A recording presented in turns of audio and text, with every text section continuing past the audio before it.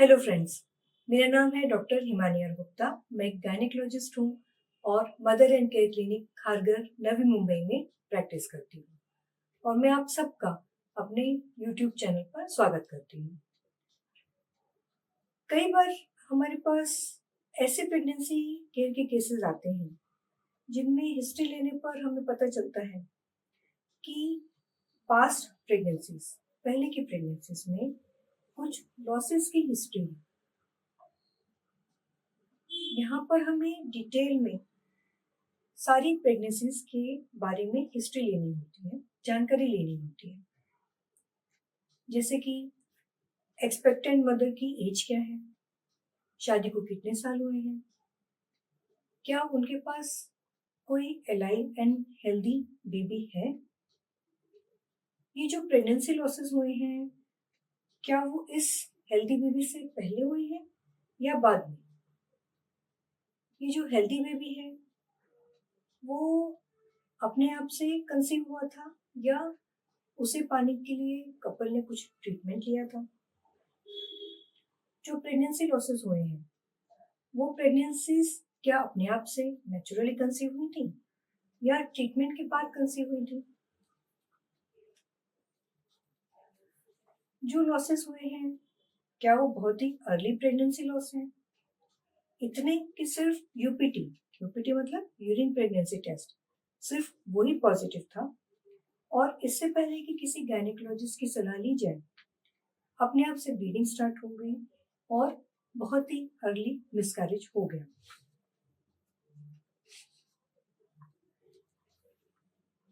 क्या उन प्रेगनेंसीज में हार्ट बीट आई थी जो कि अल्ट्रासाउंड में डॉक्यूमेंटेड थी, पर बाद में हार्ट बीट्स चली गई और या तो ब्लीडिंग हो गई तब डीएनसी करनी पड़ी या फिर मिस्ड अबॉर्शन के लिए डीएनसी करनी पड़ी, या इतनी ब्लीडिंग अपने आप से हुई कि पूरी प्रेगनेंसी अपने आप ही निकल गई और डीएनसी करने की जरूरत ही नहीं पड़ी।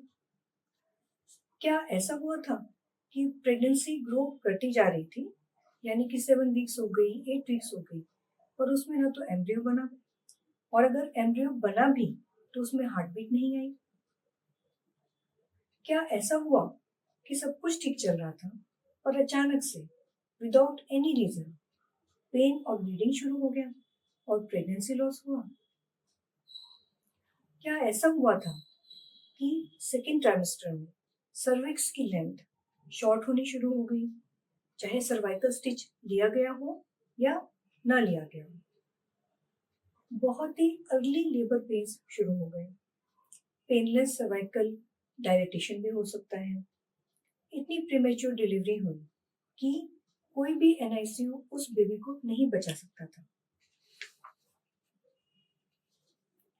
क्या ऐसा हुआ कि सब कुछ ठीक ठाक चल रहा था पर थर्ड ट्राइमेस्टर में अनएक्सप्लेन्ड आईयूएफटी मतलब इंट्रा यूट्राइन फीटल डिमाइस इसका सामना करना पड़ा।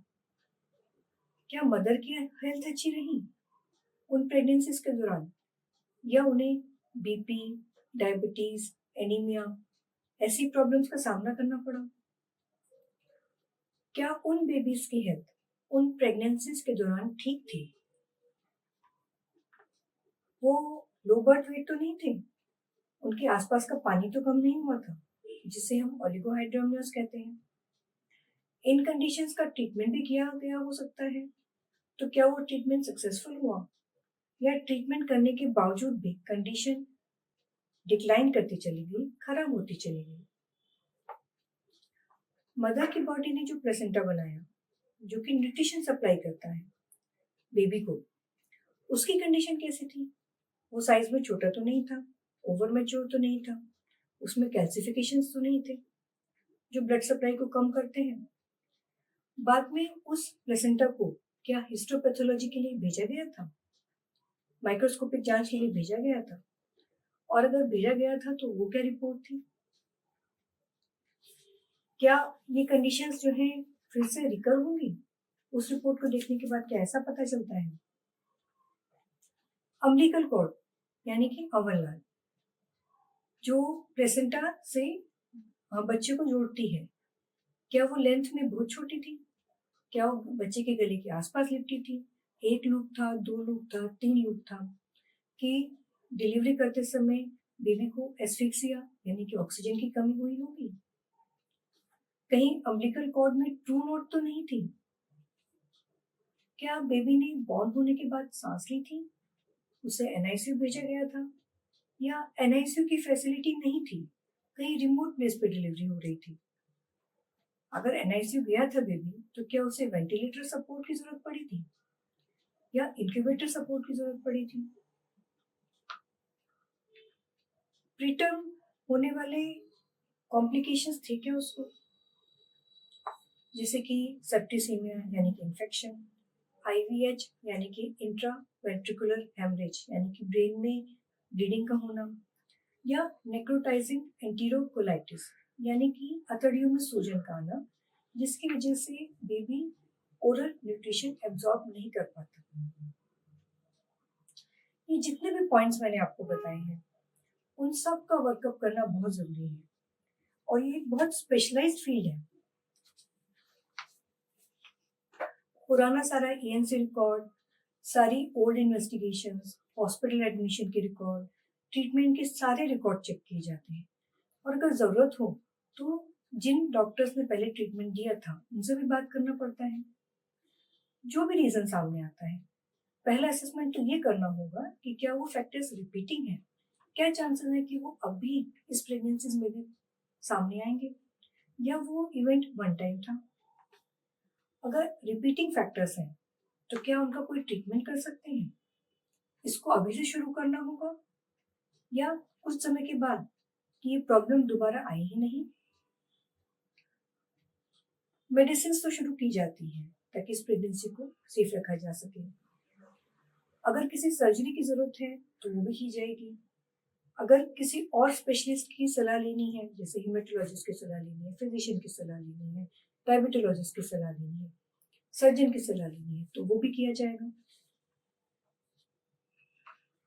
इन्वेस्टिगेशंस का रोल भी बहुत इंपॉर्टेंट है, चाहे वो ब्लड इन्वेस्टिगेशंस हो, अल्ट्रासाउंड बार बार करना पड़ सकता है, कलर डॉपलर रिपीट करना पड़ सकता है 28 वीक्स ऑनवर्ड्स, और कई बार एडवांस्ड इन्वेस्टिगेशंस जैसे कि एमनियोसेंटेसिस ये भी करना जरूरी हो जाता है।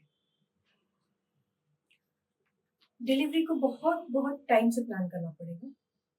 हायर सेंटर में डिलीवरी करेंगे वही अच्छा है जहाँ पर एनआईसीयू का अच्छा बैकअप हो, और अगर एलएससीएस यानी कि सीजर डिलीवरी की जरूरत है तो हर सिचुएशन को डील करने के लिए पहले ही जो वुड बी पेरेंट्स है उनको मेंटली, फिजिकली, फाइनेंशियली रेडी रहना होगा और अपनी फैमिली की सपोर्ट को साथ में लेकर चलना होगा।